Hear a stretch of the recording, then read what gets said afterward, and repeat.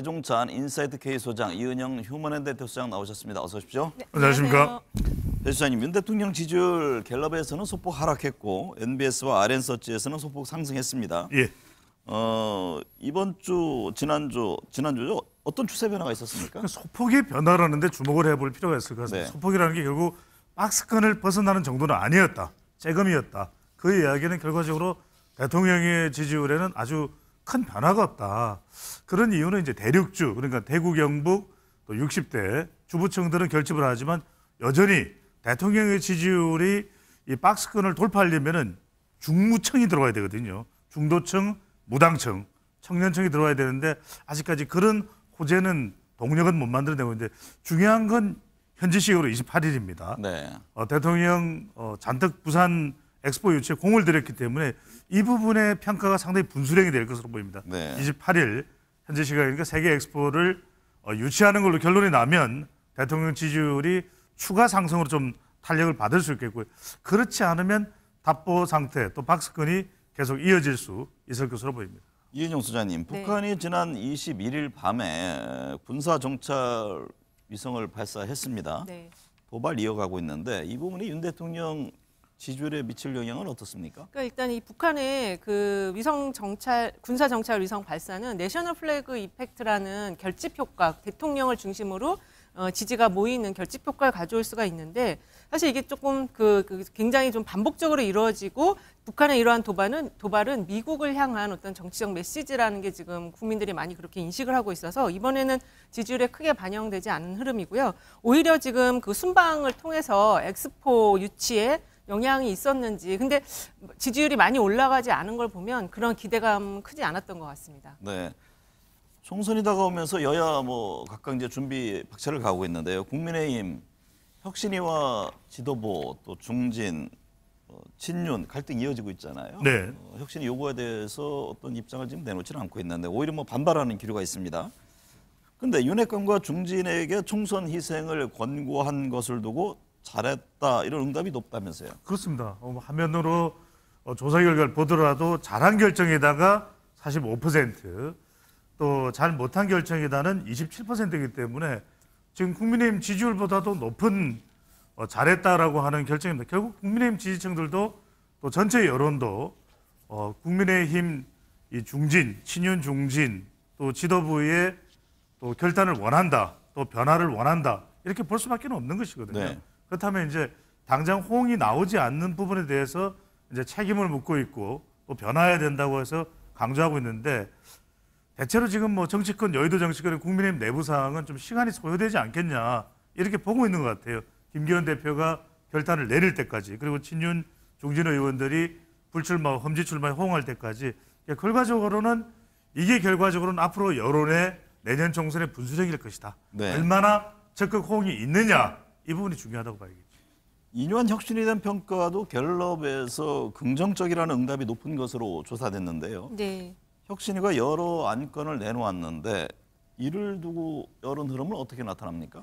일단은 그 인요한 혁신위에 대한 평가가 좋다는 거는 인요한 혁신위원장이 그동안 내놓은 혁신안들과 그 메시지들이 그래도 지지층이나 국민들이 듣고 싶어한 말을 했다라는 점에서 긍정적 여론이 높은 것 같은데 특히 이제 갤럽에서 인요한 혁신위원장 그 역할 수행 평가하고 김기현 당대표 직무 평가를 같이 했어요. 그런데 비교를 해보니까 인요한 혁신위원장은 긍정 의견이 42%인데 김기현 당대표에 대해서는 긍정 의견이 26%밖에 나오지 않아서 네. 지금 이 한 당에 두 이제 리더가 있는데 당대표의 존재감이 더 강하고 커야 되는데 지금 그렇지 못한 상황이다.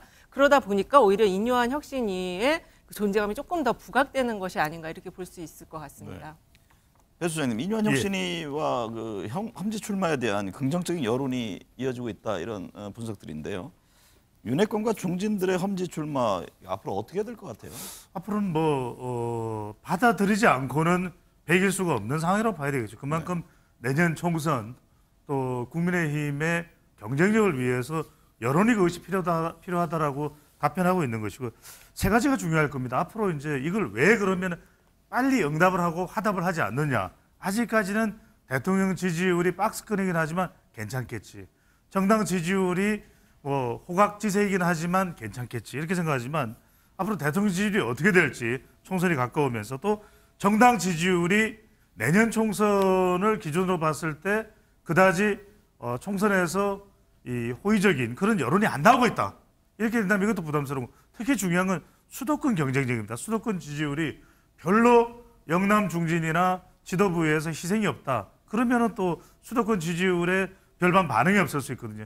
이런 상황이라면 적어도 시기적으로 보면은 지금 혁신위가 한 24일 크리스마스 이브 때까지 가동이 된다고 물론 뭐 일부의 보도는 사실이 아니라고 하지만 혁신위원들은 내부에서 뭐 우리가 덜러리 설 일이 있어 이런 반발이 있다고 그래요. 네. 그럼 적어도 12월 중순까지는 하답을 할 수밖에 없는 상황으로 갈 가능성이 상당히 높을 것이고 그럴 수밖에 없는 것은 지금 다음 달 27일이면 이준석 신당도 과시화될 가능성이 상당히 높거든요. 그런 면에서는 받아들이지 않을 수는 없는 상황으로 점점 가고 있는 것으로 보입니다.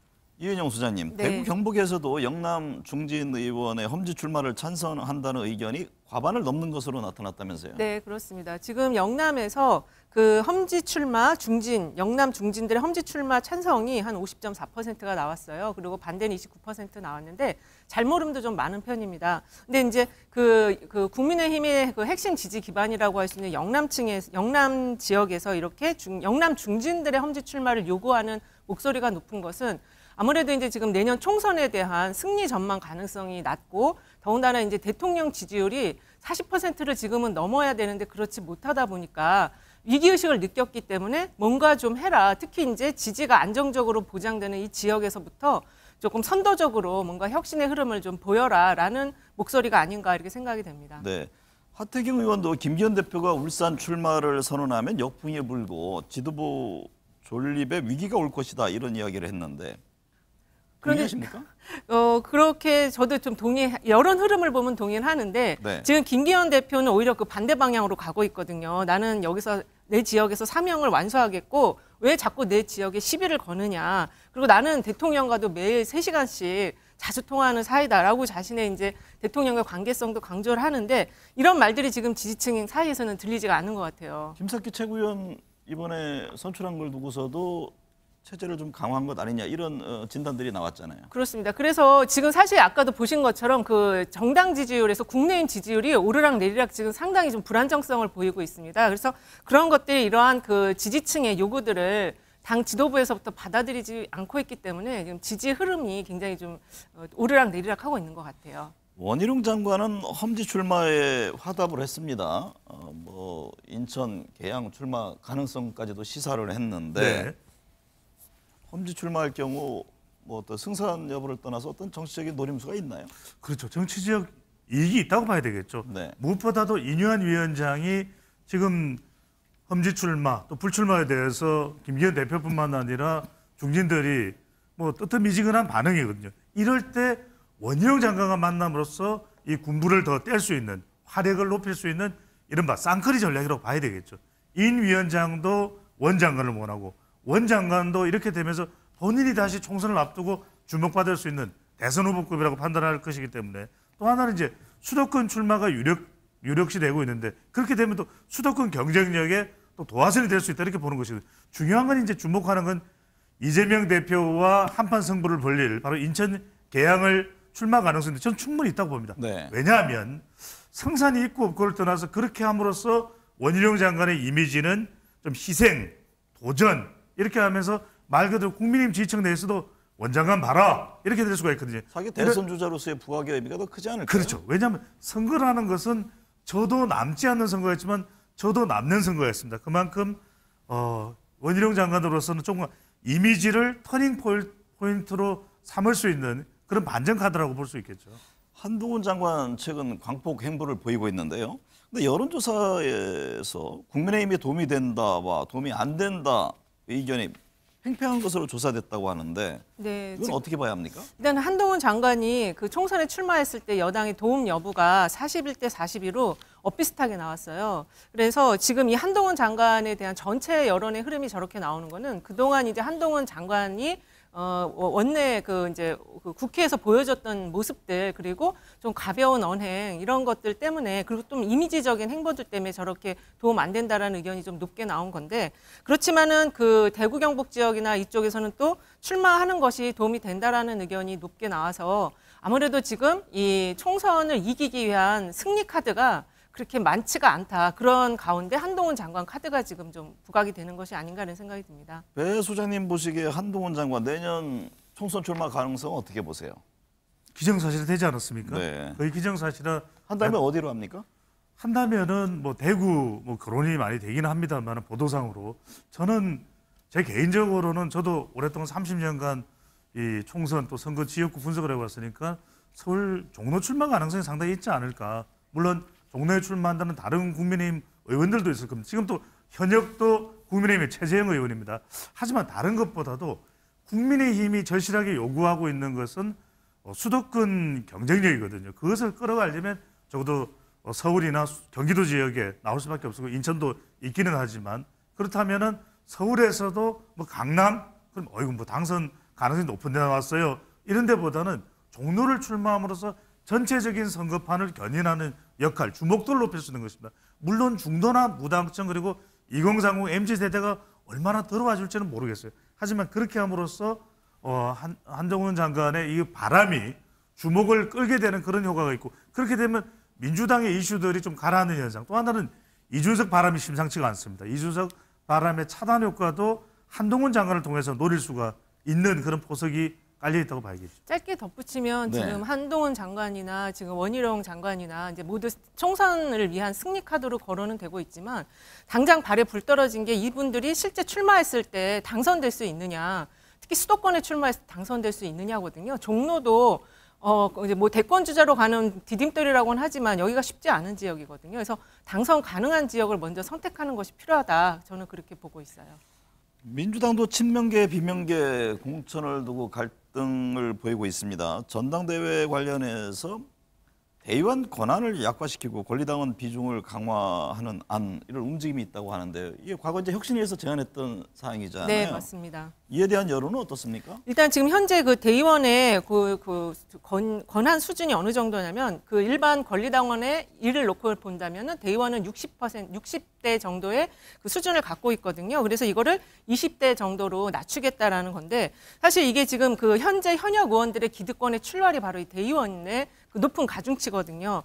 그래서 이거를 지금 그 당 내 지지층에서는 이걸 좀 조정할 필요가 있다. 지금 국민의힘은 1대1인데 왜 민주당은 60대1이냐 이런 이야기가 나오고 있어서 그리고 특히 대의원 제도는 그 총선 공천 룰하고는 별로 영향이 없습니다. 당대표 선출할 때 이게 대의원이 중요하지 총선 그 공천 과정에서 이 대의원의 역할은 크지 않거든요. 그래서 요거는 당내 비명계가 하나의 어떤 그 당대표를 흔들기 위한 하나의 이슈가 아닌가 저는 그렇게 보고 있어요. 배 수장님, 비명계가 탈당, 분당까지 할 가능성이 있을지 만약에 그렇게 됐을 경우에 총선에 미칠 영향은 어떨지 이 부분에 대해 진단을 좀 해주시죠. 저는 비명계 이슈가 적지 않은 이슈라고 봅니다. 상당히 큰 파장을 일불러 일으킬 수 있는 이슈고요.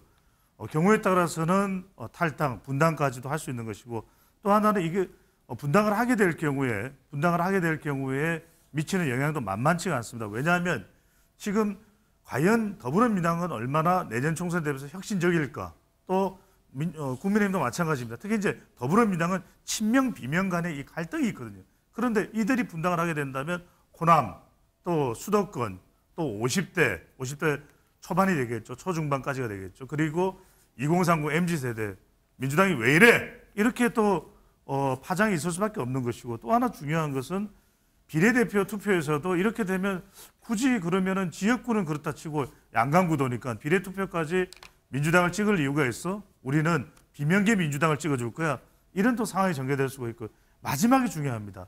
지금 가뜩이나 이재명 대표의 재판 리스크가 있는데 이렇게 되면 최근에 현수막 논란 또는 암컷 막말 논란 이 부분도 심상치가 않거든요. 그런데 여기에서 더 보태지는 이른바 이재명 대표의 리더십 리스크까지 번지면서 중도층이나 수도권에서 경쟁력을 제대로 발휘하기가 또 상당히 어려워지게 될 수 있는 것이죠. 이은영 소장님, 네. 원희룡 장관이 이재명 대표에게 도전장을 내민 그런 상황인데 네.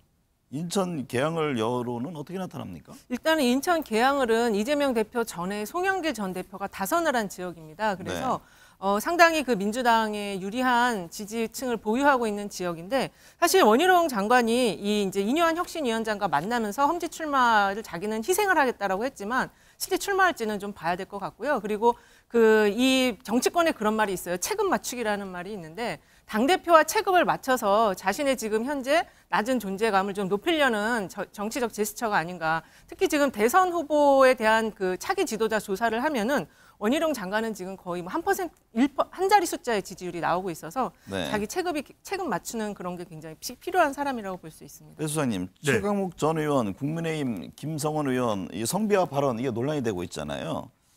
이 같은 뭐 막말 논란이 각 당 지지율, 총선 미칠 영향은 어떻습니까? 저는 박빙 지역에서 치명적이다라고 분석을 할 수밖에 없습니다. 네. 왜냐하면 선거 때가 되면 심지어는 뭐 한두 표 차이라도 당선이 갈리는 경우가 있고요. 많아야 뭐 1000표. 바로 그런 곳이 이제 박빙 접전이 전개되는 바로 수도권인데 그런 데서 이런 여성 비하 발언 또는 청년 비하 발언 얼마나 큰 영향을 줄 수밖에 없느냐 하면은 이 여성 유권자가 절반입니다. 그리고 2030 세대를 묶고 보면 전체 유권자 수의 거의 4분의 1 가까이를 차지하고 있거든요. 그렇다면 이건 뭐냐면 이 혁신에 있어서 또 당의 쇄신에 있어서 이런 비하 발언에서는 정말 엄벌 100개를 해야 됩니다. 그렇지 않고 이것을 그대로 둔다든지 아니면 유야무야한다면 더불어민주당도 그렇고 국민의힘도 그렇고 총선 최대의 곤혹스러운 사태를 빚을 수밖에 없기 때문에 얼마나 철저하게 이 부분을 잘 처리하고 징계해야 될 부분들은 끊어내느냐 이 부분이 가장 중요하다고 봐야 되겠죠. 내년 총선에 신당 창당 이거 뜨거운 관심사잖아요. 이준석 전 대표가 신당 창당 행보를 보이고 있는데 네. 갤럽에서는 부정적 의견이 높았고 NBS 조사에서도 지지 안 하겠다는 응답이 한 69%에 달했는데 예. 이건 어떤 의미인가요? 이게 이제 여론조사 설문 기술적인 어떤 그런 착시를 가져올 수 있는 하나의 좋은 사례라고 볼 수 있는데 네. 일단은 이준석 중심의 신당 창당에 대해서 좋게 본다 38, 좋지 않게 본다가 48%고요.